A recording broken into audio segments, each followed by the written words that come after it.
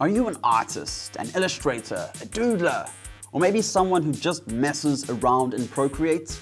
Are you wanting to bring movement and motion into your work?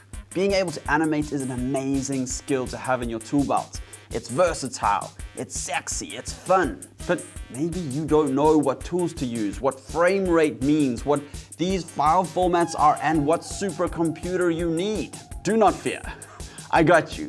My name is Rich Armstrong, or Tap Tap Kaboom.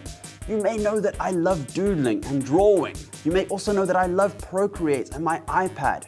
But did you know that I love animation and that I've been animating since 2006? So add these things together and you get this class. You'll learn how to create fun, looping animations with Procreate in multiple different ways. We'll also cover basic animation theory, how to plan, what tools to use, how to export GIFs, videos, animated PNGs, all using Procreate.